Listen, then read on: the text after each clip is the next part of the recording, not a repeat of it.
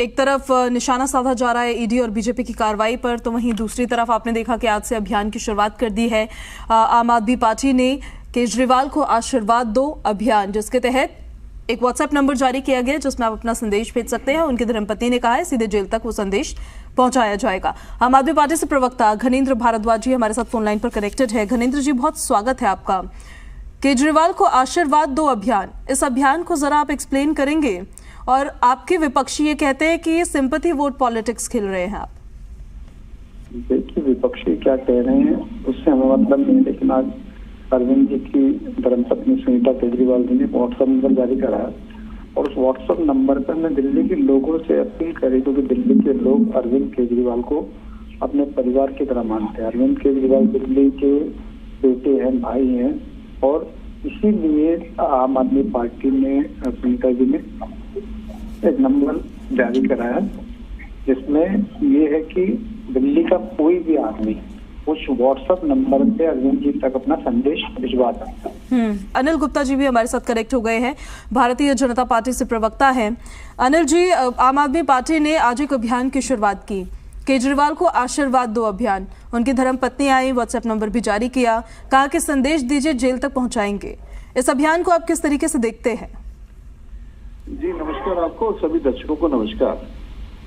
देखिए, आम आदमी पार्टी पिछले कई वर्षों से हर हफ्ते एक नया अभियान शुरू करते हैं, पर इनको भ्रष्टाचार, झूठ और लूट के अलावा कोई काम नहीं है। पहली बात तो ये है कि अरविंद केजरीवाल जी की जो पत्नी ने आज एक व्हाट्सएप नंबर जारी किया है, राजनीतिक रूप से अब इनके यहाँ सीएम की लड़ाई तेज हो गई है। अब उन्होंने किस क्षमता से, किस कैपेसिटी से, किस पार्टी में किस जिम्मेवारी पे अपना एक व्हाट्सएप नंबर किया होना, तो इसलिए अगर पार्टी की मुहिम है तो पार्टी का कोई स्टेट प्रेसिडेंट है या जो भी है उनको करना चाहिए। और अभी देखने में आया है कि वो रोजाना किसी ना किसी विषय पे, कभी सीएम जी की कुर्सी पे, कभी कहीं बैठ के जारी करते हैं। और मुझे लगता है कि अब उनके यहाँ वर्चस्व की लड़ाई शुरू हो गई है, सुनीता केजरीवाल जी बनाम बाकी लीडर्स। तो अब इनको देखना, जहाँ तक मुहिम की आपने बात कही है कि चलती रहती है, होना तो ये चाहिए कि अब इनको अपनी एनर्जी अपने केजरीवाल साहब को कानूनी रूप से बचाने में लगानी चाहिए। हाँ, ईडी के सामने ये जवाब नहीं दे रहे हैं, बाकी चीजों को गुमराह कर रहे हैं, तो उस पर लगानी चाहिए। बाकी ये जरूर है कि मीडिया में लाइमलाइट रहने में, सिंपैथी गेन करने के लिए रोजाना कहीं ना कहीं, मैंने पहले भी कहा, दोबारा कह रहा हूँ, रोजाना एक आधी चीज ऐसी शुरू करें। जी ठीक है, और भी कई मुद्दे हैं, उस पर भी चर्चा करेंगे। अनिल जी, वापस मैं आपके पास लौटूंगी। कांग्रेस नेता आदेश भारद्वाज जी भी हमारे साथ फोन लाइन पर कनेक्टेड है। आदेश जी से एक रिएक्शन ले लेते हैं। महारैली को लेकर तैयारियां किस तरह की चल रही है आदेश जी? कैसे आप अपना मैसेज डिलीवर कर पाएंगे 31 मार्च को जनता के बीच में, कि जिनके खिलाफ पहले आप बोला करते थे, जिनको पहले आप सवालों के घेरे में खड़ा किया करते थे, अब आप उनके समर्थन में हैं, उनके साथ खड़े हैं? देखिए, मैं आपको बिल्कुल स्पष्ट कर देना चाहता हूं कि करप्शन के मामले में कहीं कोई कंप्रोमाइज नहीं है। लेकिन जिस तरह से भारतीय जनता पार्टी छल कपट करके विपक्ष के सभी नेताओं को कहीं ना कहीं डराने धमकाने का काम करती थी, और जो नहीं डरे उनको जेल पहुंचाने में ईडी काम कर रही है, चाहे वो हेमंत सोरेन जी हो, चाहे केजरीवाल जी हो, चाहे हमारे दूसरे नेताओं के यहाँ भी कल इन्होंने रेड डाली है। तो इनकी रेड से कोई डरने वाला नहीं है। हमारा गठबंधन देश के अंदर महंगाई से निजात दिलाना, बेरोजगारी से निजात दिलाना, देश को भ्रष्टाचार से मुक्त कराना, किसानों की मदद करना, आदिवासी और पिछड़ों के हकों को किस तरह से छीना जा रहा है, इन तमाम चीजों को लेके इंडिया गठबंधन है और मजबूती से हमारा गठबंधन लड़ रहा है। और 31 तारीख को रामलीला मैदान में दिल्ली में हम सब लोग मिलके एक बहुत बड़ी रैली करने जा रहे हैं। और ये सरकार ने जिस तरह से संसाधनों की लूट मचा रखी है, उनको बेचा जा रहा है, किस तरह से जिनको बेचते हैं उनसे उगाही की जा रही है, किस तरह से जो देश में सब स्टैंडर्ड की दवाइयां बना रहे हैं उनसे एक्सटॉर्शन करके पैसा लिया जा रहा है, किस तरह से स्पेक्ट्रम को बेचा गया और एयरटेल से 60 करोड़ रुपए लिए गए, ये सब चीजें देश के सामने आ गई हैं। भारतीय जनता पार्टी का जो चरित्र है वो सच ये है कि आज से पहले भी हमारे से पहली पीढ़ी के लोग कहते थे कि जो भारतीय जनता पार्टी जो कहती है वो करती नहीं है, इनकी करनी और कथनी में अंतर है।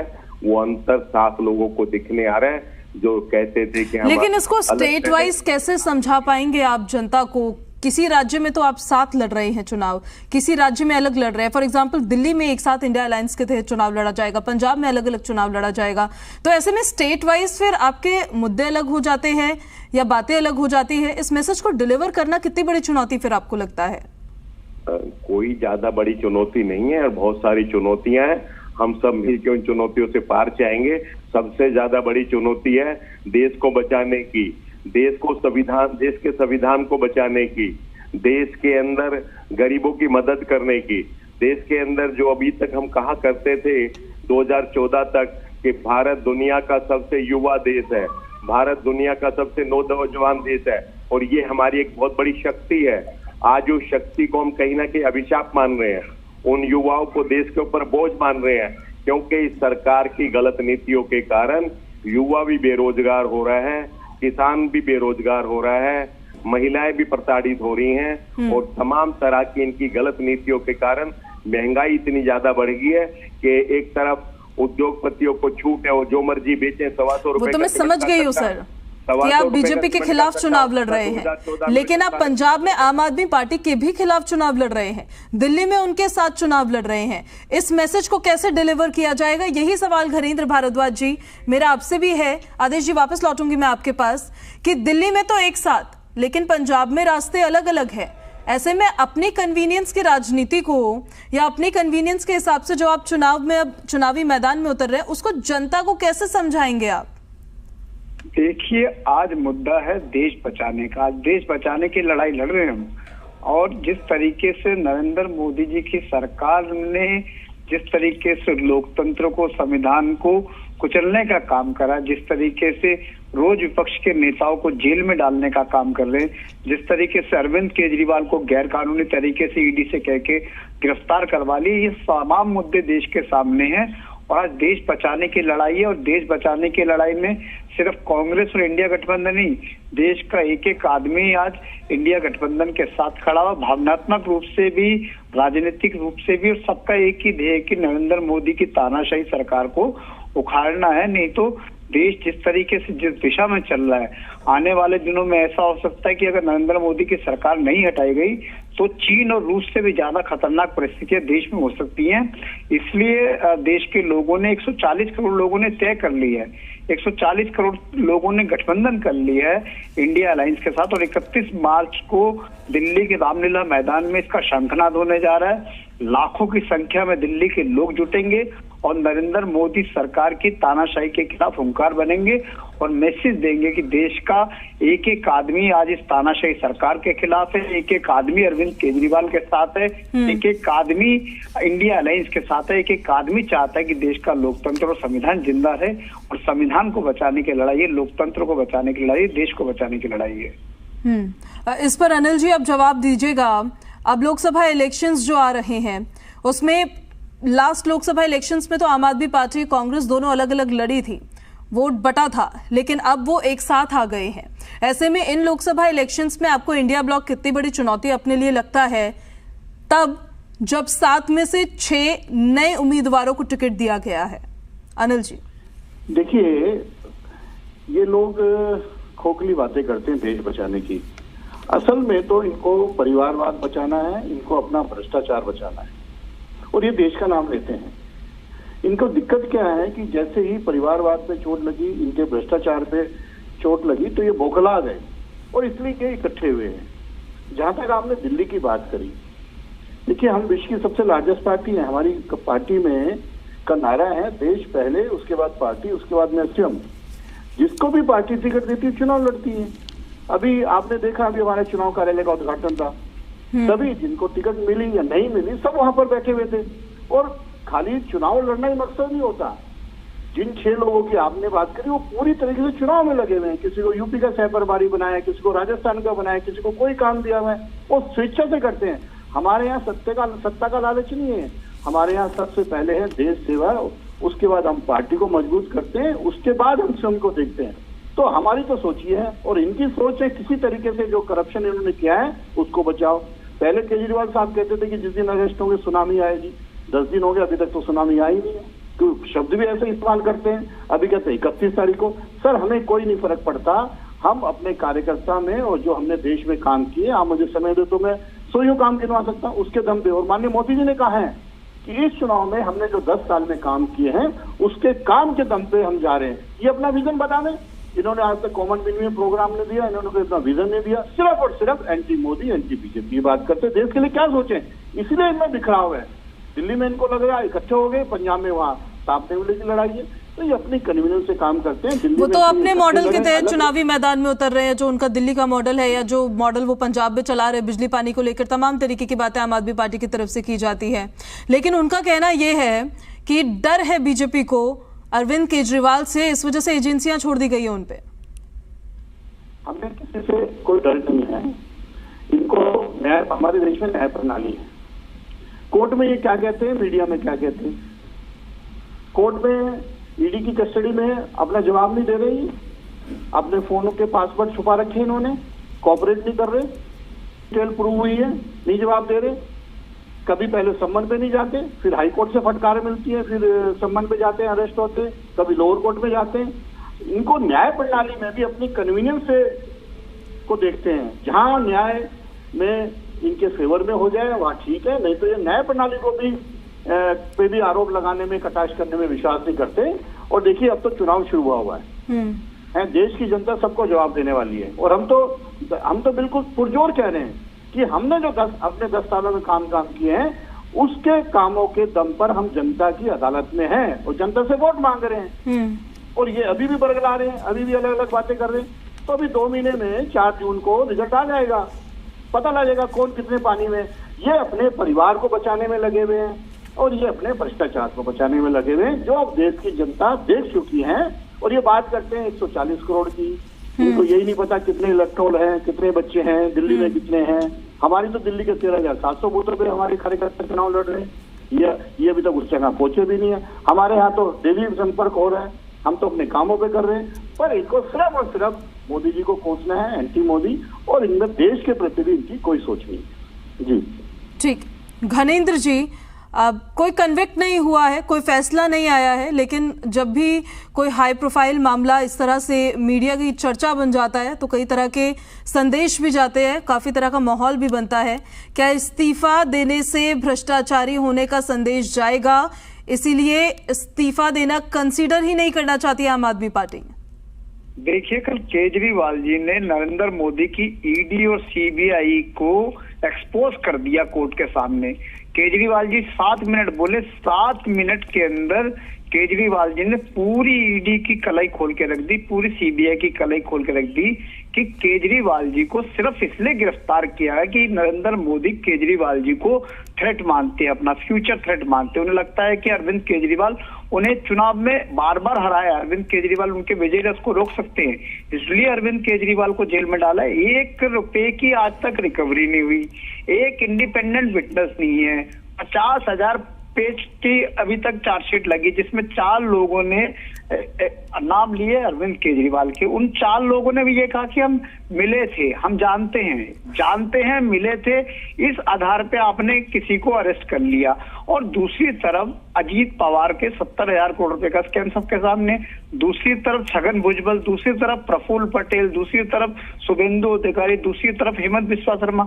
आरोप तो इन पे भी लगे हैं कि इस्तीफा दे दिए। हेमंत बिस्वा शर्मा आज भी मुख्यमंत्री है, अजीत पवार आज भी डिप्टी चीफ मिनिस्टर है, प्रफुल्ल पटेल आज भी राज्यसभा सांसद है, फिर भारतीय जनता पार्टी की मदद से चुनाव लड़ रहे हैं, छगन नारायण राणे आज भी कैबिनेट मिनिस्टर है। तो आरोपों पे इस्तीफे नहीं होते, इस्तीफे होते हैं जब कोई कन्विक्ट हो जाए, जब किसी को कन्विक्शन हो जाए।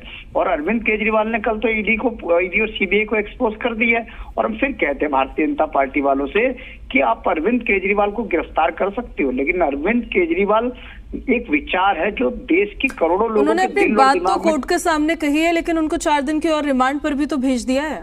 उन्होंने अपनी बात तो कोर्ट के सामने रखी है घनेंद्र जी, लेकिन उनको 4 दिन की और रिमांड पर भी तो भेजा गया है। उसको कैसे देखते हैं आप? केजरीवाल जी ने कल क्या बोला है कोर्ट में? उन्होंने तो ये बोला ही नहीं। उन्होंने बोला कि एजेंसी मुझे जितने समय तक हिरासत में रखना हो रख ले, लेकिन एजेंसीज का मैं वो नहीं कर रहा। मैं तो ये कह रहा हूँ कि जो चीजें हैं वो देश के सामने आनी चाहिए। 1 रुपए की रिकवरी हुई, 500 से ज्यादा जगह रेड हुई है, और अभी तक कोई एक इंडिपेंडेंट विटनेस नहीं है। सिर्फ लोगों के 4 लोगों के नाम लेने से, और वो भी 4 लोग वो हैं जिनको भारतीय जनता पार्टी ने अप्रूवल बना दिया, सरकारी गवाह बना दिया। आज वो सब भारतीय जनता पार्टी के लोग हैं। शरद रेड्डी से पैसे लेके 60 करोड़ रुपए रिश्वत ली, घूस ली, उसे परमानेंट बेल दिलवा दी ईडी सीबीआई से। मुगांता राघव रेड्डी आज भारतीय जनता पार्टी की मदद से एनडीए का लोकसभा उम्मीदवार है।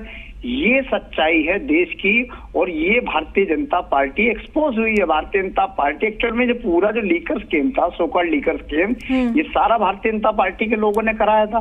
भारतीय जनता पार्टी के लोगों ने पैसे बनाए हैं। जिस मनी ट्रेल की बात हो रही है, वो मनी ट्रेल तो एस्टेब्लिश हो गई कि 60 करोड़ रुपए शरद रेड्डी ने बीजेपी को दिए हैं। अब तो ईडी और सीबीआई का ये काम होना चाहिए था कि वो भारतीय जनता पार्टी के राष्ट्रीय अध्यक्ष जेपी नड्डा के घर जाते, उन्हें अरेस्ट करते और उनसे पूछताछ करते कि सो कॉल्ड लीकर स्कैम का एक आरोपी ने आपको 2 साल पहले 60 करोड़ रुपए दिए।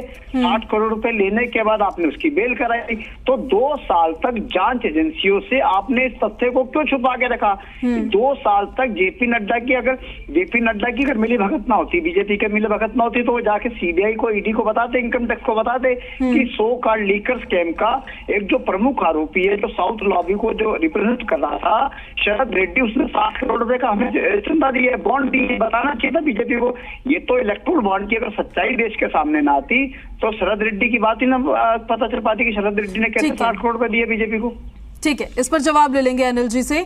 शरद चंद्र रेड्डी को लेकर जवाब आप देना अनिल जी, मैं आपके पास आऊंगी, और उसके साथ साथ आदेश जी का जो रिएक्शन आ रहा है उस पर भी आप साथ साथ जवाब दीजिएगा। आदेश जी, जेल से सरकार चलाना, इस्तीफा ना देना, कांग्रेस इसको लेकर क्या स्टैंड रखती है? हालांकि आप एक साथ अलायंस में चुनाव लड़ रहे हैं, लेकिन इस्तीफा ना देने को लेकर आपके लोगों में भी 2 तरीके की बातें सामने आती है। देखिए, ये तो आप पार्टी का और केजरीवाल जी का फैसला है, वो किस तरह से निर्णय लेते हैं।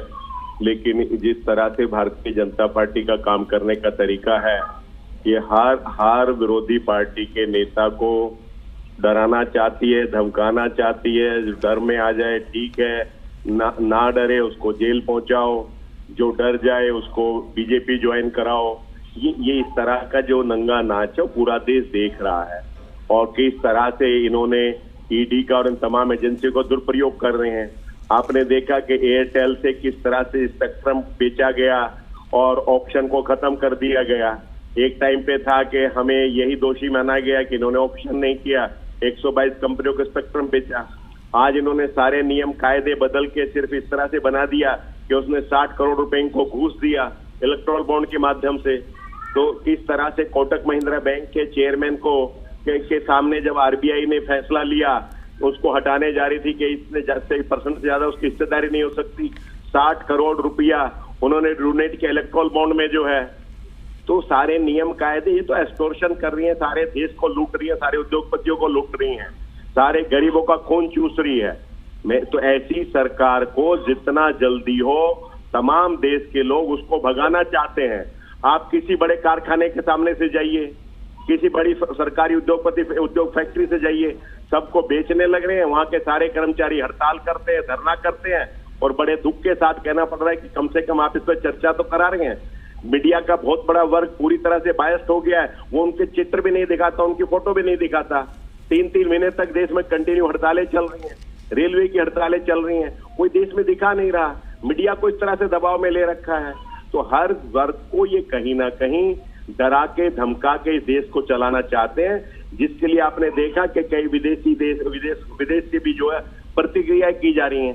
पहली बार ये ऐसी नौबत देश के अंदर आ गई है। तो ये जो इनका काम करने का तरीका है, ये काम करने का तरीका ये है कि ये देश में किसी दूसरी राजनीतिक पार्टी को नहीं रहने देना चाहते।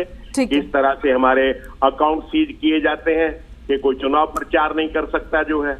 तो ये सब चीजें दिखला रही हैं कि भारतीय जनता पार्टी के अंदर कितनी बड़ी घबराहट है। ठीक है, इसका जवाब भारतीय जनता पार्टी से ले लेते हैं। अनिल जी, ओवरऑल आपने दोनों की बातें सुनी है, और ओवरऑल ये समझ में आता है कि केजरीवाल तो एक बहाना थे, इलेक्टोरल बॉन्ड से ध्यान भटकाना था, इस वजह से ये कार्रवाई की गई है। आप दोनों की बातों का भी जवाब दीजिएगा और इस सवाल का भी। देखिए, क्या है कि पहले दिक्कत क्या है कि मोदी साहब ने भ्रष्टाचार पे चोट डाली है और उसके चक्कर में ये बौखला गए हैं। पहले ये चुनाव में चंदा लेते थे, 1100 रुपये चंदा लिया, इनके नेता 1000 रुपये जेब में डालते थे, 100 रुपये पार्टी में जमा कराते थे। एक ट्रांसपेरेंट स्कीम सरकार ने इलेक्ट्रल बॉन्ड के माध्यम से निकाली और जिसमें सभी पार्टियों को, कांग्रेस को भी 1600 करोड़ के करीब मिले, आम आदमी पार्टी को मिले, टीएमसी को मिले, सभी दलों को उसमें चुनाव में चंदा मिला। अगर इनको इलेक्ट्रल बॉन्ड से दिक्कत है तो मेरी इनसे रिक्वेस्ट है कि जो जो चंदा इनको इनकी पार्टी से मिला वो वापसी कर दें, क्योंकि काफी शेयर तो अपोजिशन पार्टी को भी मिला। अब किस कंपनी से मिला, ये अलग विषय है, पर अगर लगता है। पर अब एक चीज बताइए कि ये चुनाव जो है पहले ये ब्लैक मनी से लड़ते थे क्या? कहां से आता था इनको? करप्शन के पैसे से लड़ते थे क्या? तो इन्होंने जब इलेक्ट्रल बोर्ड से इन्होंने सबने चंदा लिया तो क्यों नहीं मना किया कि हम नहीं लेंगे चंदा? तब तो सारी पार्टियों ने चंदा लिया और एक सरकार ने स्कीम निकाली, स्कीम में तो सभी पार्टियों ने लिया। पर आज ये कहते हैं ये हो गया वो हो गया। ये भ्रष्टाचार को, जो इन्होंने शराब घोटाले में भ्रष्टाचार किया, उससे जानबूझकर लिंक कर रहे हैं।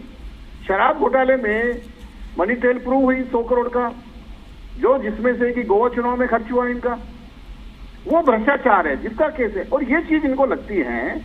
आप बताइए, मनीष सिसोदिया जी को बेल क्यों नहीं मिली, संजय सिंह को बेल क्यों नहीं मिली, इनको क्यों कस्टडी एक्सटेंड हुई? इस पे वाइनिंग कमेंट ले लेते हैं फटाफट। कोर्ट में इनका स्टैंड कुछ नहीं है, पर क्योंकि इनको ये एक होता है शब्द बहरूपिया, कहीं ना कहीं चीजों को मिक्स करना है। अरे सर, आपको कभी आप कहते हैं जेल जाएंगे, कभी कहते हैं बेल नहीं मिली, कभी कहते हैं कुछ कहते हैं। अगर ये सारे तथ्य हैं, कल केजरीवाल साहब ने कोर्ट में कहा तो कोर्ट ने सुना क्या उनको? नहीं, क्योंकि उनसे रिलेटेड नहीं है। इलेक्ट्रल बोर्ड में खुद चंदा लेंगे, पर इन्होंने क्यों ले लिया? अरे आप डिक्लेयर करो ना जितनी वाइनिंग कमेंट मुझे लेना था, लेकिन क्योंकि समय खत्म हो गया है इसलिए